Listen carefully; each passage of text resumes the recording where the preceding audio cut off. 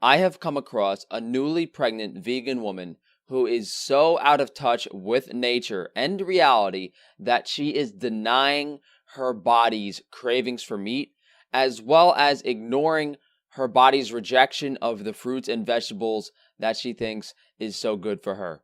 Ladies and gentlemen, meet Fruitarian. Hello friends and welcome to my YouTube channel. I am so excited to share with you this video about my first trimester and as a pregnant vegan, actually raw vegan woman. And yeah, All these vegan girls like it raw, man. had a lot of I guess that's why she's pregnant. My body has changed so much. It's insane. And I'm now, just yesterday, I'm now in my second trimester. So now, and it's exciting, but also now I can share how my first trimester went. And I'm gonna start with like from week 5 when I started feeling some symptoms and just what I've been experiencing, as a vegan, as a raw vegan. And it's kind of surprising everything that I experienced because I don't know, I was imagining, I haven't really been told that much how hard it can be to be pregnant. I didn't believe Surprising that lack I of could video actually feel cuts, anything but because she is I all had over this the place. idea that, oh well, I am really healthy, I eat the And best she hasn't diet really in the said world, anything. I live the best lifestyle in the world, and I am, I've been raw for 3 years now, but also on top of that, I haven't eaten any meat products in like 10 years, and I've been pretty healthy my whole life because I've always been really health interested. So I thought that the reason why people feel really bad is because of the food that they're eating, and yeah, that wasn't the case for me though. And also I've heard about a few raw vegan pregnancy stories, and it sounded like they had no problems, no morning sickness, anything. So I was just imagining and ready to just live an amazing life, and pregnancy was easy and I was not gonna feel any different. That was not the case, and now I'm gonna share with you what I went through. And it's been tough, it's been real hard. And so pretty much right after I found out that I was pregnant, that was also when I started feeling some symptoms, because I was 4 weeks in and I started, I could feel my body was craving different things. And it was interesting to me because I was craving oranges so badly, and I was craving greens. Like, I would go into a grocery store and I would see greens and I would salivate, and I've never experienced that my whole life. So that was really interesting, that was really fun. And I was just drinking so much orange juice and eating salads, and I wanted sushi, I wanted the nori sheets, raw, so I would make a raw wrap. Yeah, right. She wanted the Actually, I nori only sheets, wanted not that the once, fish. and then I never wanted it again. But I still had that idea of wanting it, and I felt like there was something different, and I felt like I was pregnant. And so we took the test and I was pregnant, and maybe 2 weeks later I started feeling some symptoms like, in those 2 weeks I was my cravings were getting more and more strange. It was very weird for me. I would be like, one day I would only want watermelon, the next day I would only want kiwi, the next day I would only want grapes. I would never want the same food two days in a row. So it was very hard because I was eating one food and I took it out of my diet. I couldn't eat it again. So I had to eat I've never eaten that much variety in my whole life. I ate the hugest variety of food. I'd eat so many different foods and fruits that I'm not really interested in pears, but there was one day that I really wanted pears, and then one day that I really wanted red kiwis and golden kiwis and all these. It was so funny. Pregnancy is not supposed to be this difficult, mysterious thing in nature. It's a normal human biological and physiological process. If someone thinks any aspect of pregnancy is supposed to be difficult, whether it's cravings or giving birth or nauseous, whatever it is, morning sickness, these things are not supposed to exist if the person is following a nutritionally adequate diet. Would we have evolved? Do we see these problems in other animals in nature? No, we don't. The reason we see it in humans is because we have deviated so far from our natural diets, unlike all of the other animals on this planet. She said she was craving oranges and greens.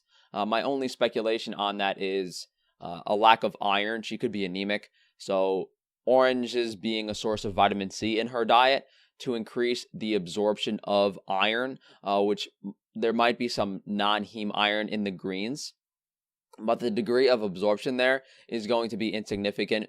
She literally said she was craving sushi and then justified it because she was craving the nori sheets, the actual seaweed. But I'm inclined to believe that she actually cheated on the diet and ate fish. It's something we've seen in vegans over and over again. There actually hasn't been an ex-vegan that didn't cheat on the vegan diet. So every single ex-vegan story we see, they were all cheating on the diet. They just weren't telling people. And then she said she never wanted the same food 2 days in a row. This could mean her body is slowly denying one food at a time. She eats some watermelon. She's not getting the nutrients her body needs. Her body tells her, stop eating the watermelon. It seems like her body is eliminating everything one by one. I just went with the flow, I was just, eating whatever I wanted to eat, and I could still eat, and it was good. And then I started feeling nauseous, and it was weird. I did not understand why. At first I thought it was because I wasn't eating enough, because I did undereat a little bit because it was hard for me to eat that much of kiwis, and so I was starting to get some nausea, and it was not very nice. I remember being like, wow, this is horrible, and I was like, what am I doing wrong? Because I thought this was not going to happen to me, but it never went away. And every day it would just stay. I would be nauseous all day. Like, I would wake up extremely nauseous and just go by the whole day, just nauseous the whole day. And it was intense. I've never experienced, if I would ever get sick in my life, it would be like maximum 2-3 days, and that would be it, and then I would be over that sickness. But here I had to be sick for weeks, and I kept just having nausea every day. And I tried everything. I tried to eat more, I tried to eat frequently, and it did help a little bit. Didn't try everything if she's still vegan. Recommend you to eat more frequently, so that was what I was doing, and that definitely helped. Animal foods aren't in their vocabulary, though. Nauseous all the time, pretty much. Well, just after I've eaten, I would feel good, and then maybe an hour later I would feel nauseous again. So that was really difficult. It was like hard time. So, but so it was probably in around week 6 that I was experiencing nausea. Week 7, 8, and 9 were the hardest ones of my whole first trimester. It was so hard because at this time I have been under-eating for a long time, and I was so weak. I had no energy. I was so low on, fuel. I couldn't do anything. I could just lay down all day, and I was nauseous, like more than I've ever been. And I started eating sugar all day doesn't give you enough energy from fruit? Throwing up. So I would throw up. Just in the beginning I started throwing up just once a day, and it became twice a day, and then it became whenever I ate something that my body just didn't want to eat. So in the beginning, before I would be able to eat a little bit of some things, that at the end I couldn't eat pretty much anything else than pineapple and coconut water. But sometimes I would still throw up coconut water. I was so surprised how my body just couldn't do that.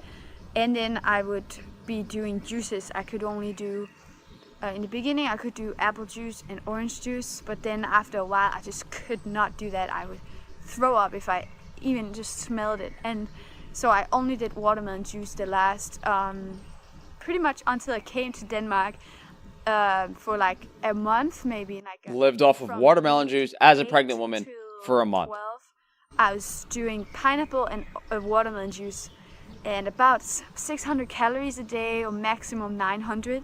And it was, it did not feel good. It was a very tough situation. It's what was the toughest situation. It was the toughest time in my life because I was. Because you won't eat a steak. And I. Because you think animals are cute. It was just the thought of fruit made me want to throw up. Like juice was really the only thing, and then I could eat some pineapple once in a while. Also, I could do sugarcane juice. But yeah, that was how I felt with my nausea and stuff, and that was really difficult. Sugarcane juice sounds other nutritious. Changes that I felt in my body was I would get sore boobs, and they would grow. It's just not really a problem. That was not really a big problem. Hi.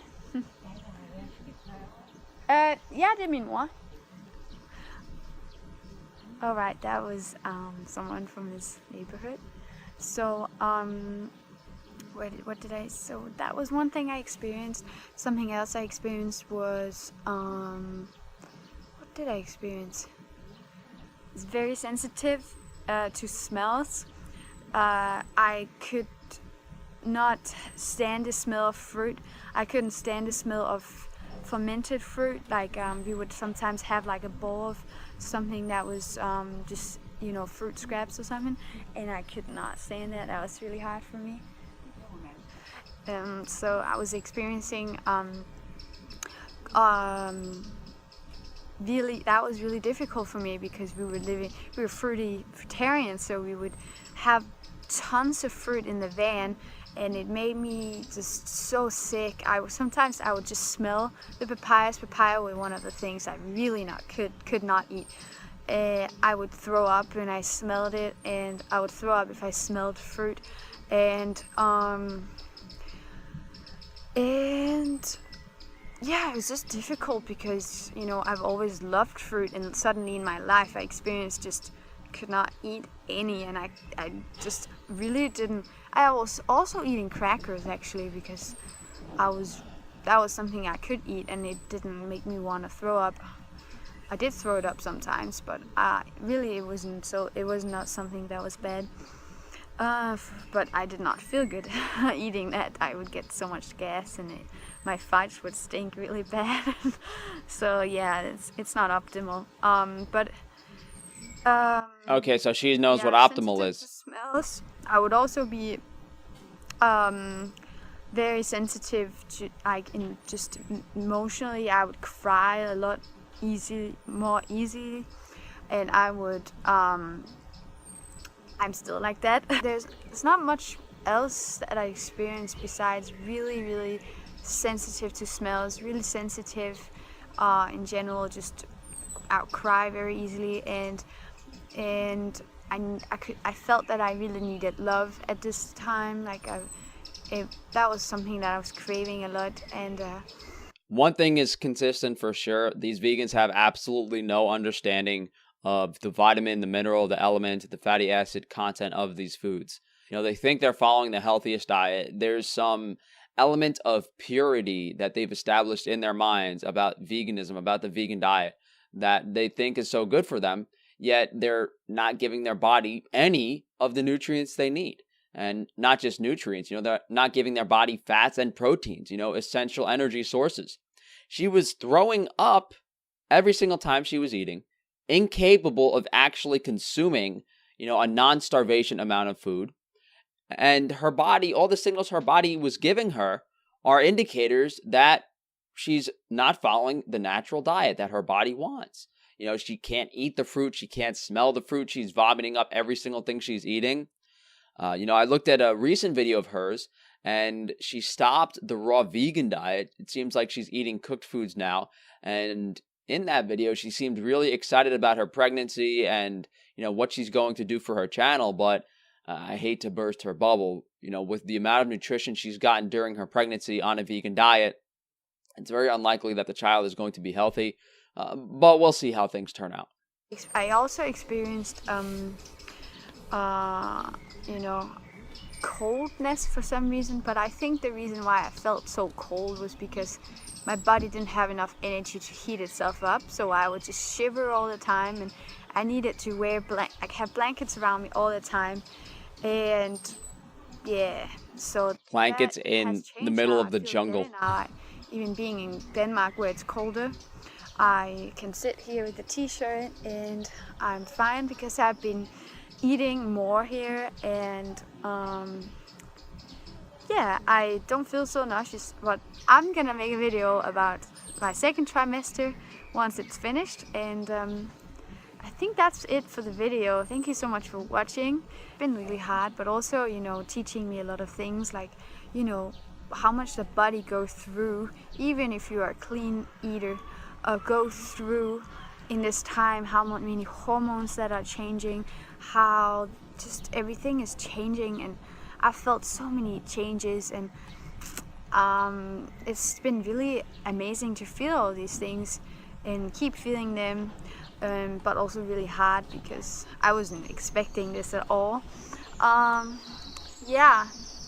So I'm excited to start getting back into exercising and moving, and I want to do some yoga, and I'm ready to do that now. And yeah. What's crazy about this is we see this over and over and over again. The positive response and glamorization of all of these negative things that's happening to her. She says how much the body can go through, how much she has suffered, yet it's an amazing experience. Oh yeah, I got mugged 3 months ago and I was stuck in the hospital with every bone in my legs broken, yet it was something I am grateful to have experienced. Put what a vegan is saying in the context of anything else negative, and you'll realize how much of a cult it is. The amount of support these vegans get is unbelievable. Look at the comment section on any of their videos. They are all a bunch of brainwashed sheep. This portrayal of the vegan diet that is created is only something that could be achieved in a cult-like or religious mindset. And something I'm sure you all have noticed is the childish behavior as well. All of these vegans articulate themselves and act like children. This is just a glimpse of what is going on in every single vegan's head. They will try to justify their diet regardless of the result. It's just there's different levels of intelligence in these vegans. Unnatural Vegan, for instance, another vegan YouTuber, appeals to the general population. She sounds pretty reasonable compared to this girl who is living in the woods wearing a dirty t-shirt. But the end result is very apparent. There is not one vegan who has an understanding of nutrition, as they are simply cute, cuddly animal lovers with no regard for the human race. Thank you guys for joining me today. If you could please like the video, subscribe, and hit that bell icon. If you would like to support me further, guys, just check out some of the other videos on my channel. We have recently launched Frankie's Free Range Meat, providing you guys with high quality, nutrient-dense animal foods. So if you are a lovely young pregnant woman and want to give your child the highest quality nutrition possible, we do have foods that our hunter-gatherer ancestors used to feed to pregnant women, such as fish roe, raw cheeses, organ meats. Very high quality stuff. And if you want to look like a statue on the outside as well, go to frankiesnaturals.com. Check out our minimal ingredient and minimally processed hygiene and cosmetic products, such as Frankie's Hair Cement. We got the moisturizing cream with vitamin D3, aka the ball grease, fluoride-free tooth powder, aluminum-free deodorant. Bunch of stuff to check out, guys, both on frankiesfreerangemeat.com and frankiesnaturals.com. Thanks again for joining me today, guys, and enjoy the rest of your day.